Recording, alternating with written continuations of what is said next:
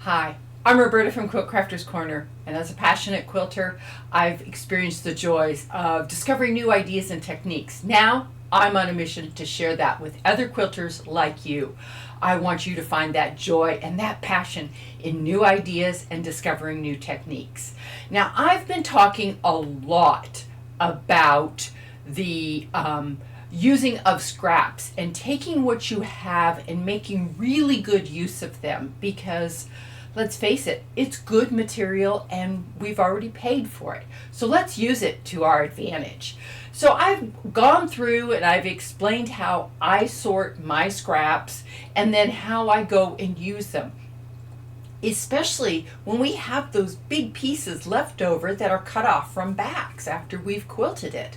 So we have these big pieces left, and so we can use those to our advantage to add to our quilts.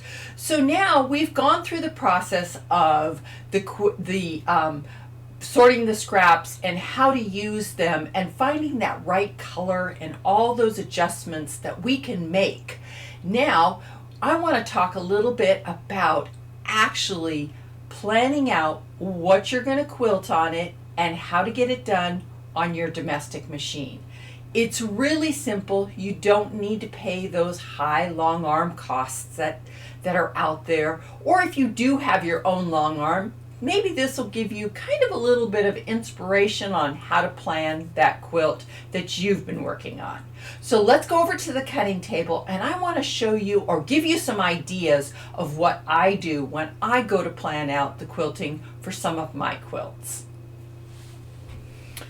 Okay, as you can see here, this is a picture of one of the quilts that I had just done, and it's the bird quilt. Now, this is just basically a picture I took with my phone, and I sent it to my computer. I cropped it. I took off all the background to it, so it's just the picture of the quilt itself. Now, it's not exactly perfect, but it gives me a general idea of the areas that I want to do some nice quilting in, and then maybe just a little bit of quilting around the birds. And here's the picture of the quilt of the flowers. Now, this one turned out quite spectacularly, and I'm really pleased because this was all cut-offs from backs that I used for that. And then this here is another one that I have been working on, and working on that thirds effect with it. So what I do is I just get, these are sheet protectors. I buy them at, any office supply store should have them. And I would say they're 10 to 15 cents, maybe 20 cents a piece. You don't need a lot of them though. Don't go and buy a big box of them unless you're going to use them for, like, I do store patterns in it. I put my patterns inside here sometimes, especially if I have little pieces or templates, then I will, put them in here. But you don't need a lot of them. And all you need to do is just slip your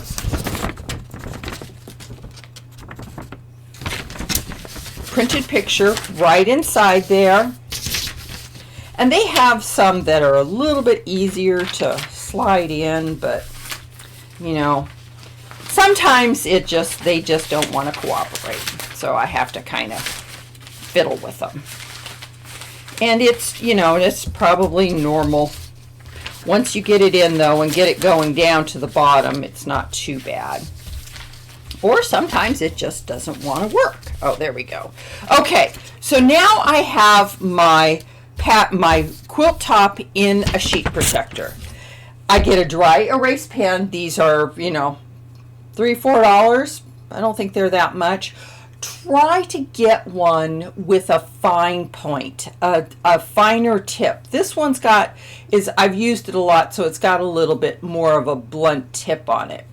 Now, what I do is I start to design what I'm going to do. And so my original thought was I was going to do something like maybe a vine going up the center, and then maybe just leaves off the vine, and it'll kind of cover the area enough to something like that. Now, this does not have to be perfect.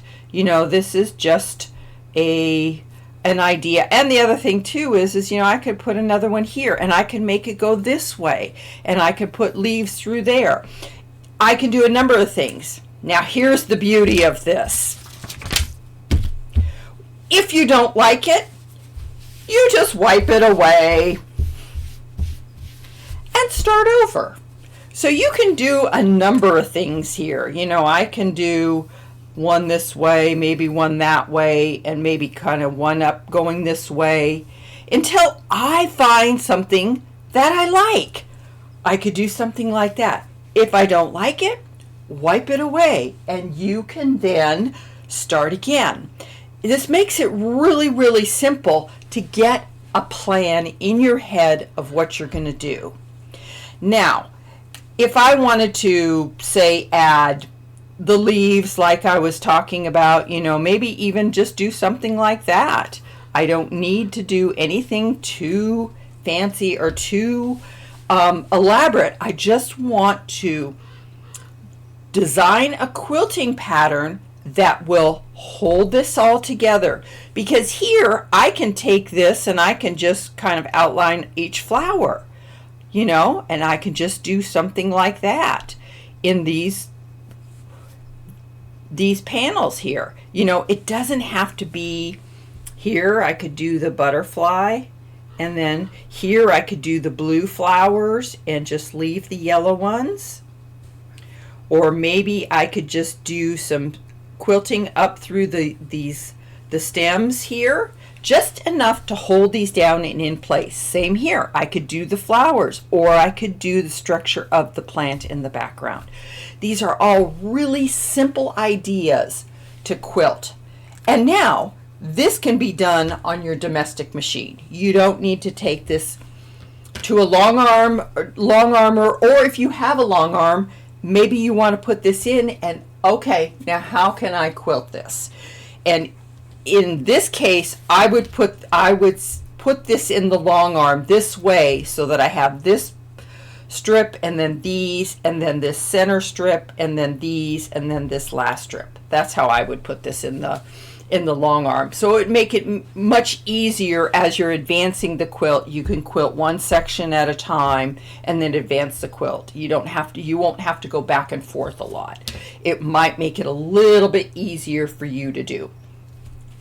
Now, once you have this plan and you have a pretty good idea of what you want to do, then if you decide you want to put flowers around here or something, or you want to do something maybe a little bit more intricate here, like maybe a weave that goes one way and then kind of goes the other way, you can do something like that.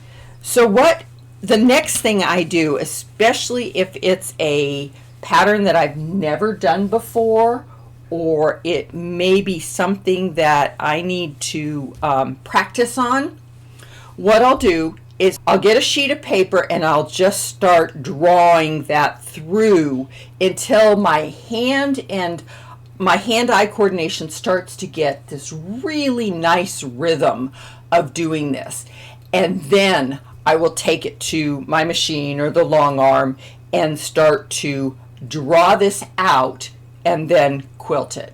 Now, if I'm doing this on my domestic, I actually have a white pen that I use for this, and it just marks the pattern out, and then I can follow it with my machine.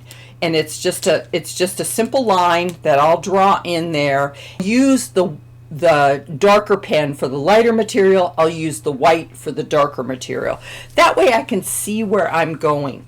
But once I get into the rhythm of it, I almost know where I'm going, and I can follow this pattern pretty good. So this is a really, really simple way of designing your quilting and having it accessible. And now once I decide on this, I'll leave it. And then I'll pin it up on my wall so that I can, if I ever get lost, I know where I'm at. I know what I can do. I know where I'm going then. This is always a good way to plan out your quilting ahead of time and get it to the point where you like it. Now, like I said, because this wipes off easily, once I've decided on it, I kind of put it up on the wall just so I know and I don't smudge it. And it doesn't get lost. The pattern won't get lost. Okay, so once you have it quilted and you're trimming it up, let's talk a little bit about binding. Now, normal binding is, usually sewn to the front and pulled to the back and, hand stitched to the back. Now, most of the quilts I do, I stitch it to the back of a quilt and then I pull it over to the front and I stitch on my machine for the front. So most of my quilts, when I put them in, I will stitch it on the back, pull it over to the front, and then just sew right here on the front. Now, this is a charity quilt. That's why I do it. I stitch these because hand sewing, sometimes these are not washed in the best conditions, and so it needs to be as durable as possible. So when I'm stitching over on my front, I'm making sure I'm hitting that edge on the back again. And I'm doing this just to make sure that that binding is really locked in there. It's not going anywhere, and it's going to be a nice, stable binding. Now, I have this beautiful flange binding. Once again, it needs to be stitched to the back because once you stitch it and pull it over, you get this gorgeous little accent of color. Now, this binding is really, really simple to do and simple to make, and it gives it just that nice added extra touch. And this is an easier way than adding piping. If you want to do piping is a great way to add accent color to that front right there along that edge. But this makes a really nice, fast, quick, easy way to do an accent binding. So that's what I have for you today. I hope those quilting tips were good for you, that they give you some ideas on how you can make that quilting plan just a little bit better for you to work with and get through. Like I said, it's practice. It's all about practice and getting into that flow of your hand-eye coordination. And before you know it, once you've got your hand going in that motion, sitting down at your machine and then quilting it, it just becomes much, much more natural. So sometimes, especially if it's a difficult or complicated quilting pattern that I've decided to do, I will do 2 or 3 or maybe even 4 pages of just practicing how I'm going to do that. Because as I start to do it, my hand will start to get either in the motion of it or the rhythm of it, and it just makes it so much easier to do. I hope these tips were helpful for you. Please let me know. Leave me a comment. How do you plan the quilting for your quilts? If this is something that you're interested in, please subscribe to the channel. It's free and it does really help me out. Also, stay tuned because we're going to talk more about what to do with all of those leftover scraps that we have from our quilt backs. I've got many, many ideas for you to use them up and make them into a very useful, purposeful quilt. And maybe even something a little unique and reflects your personality a little bit more.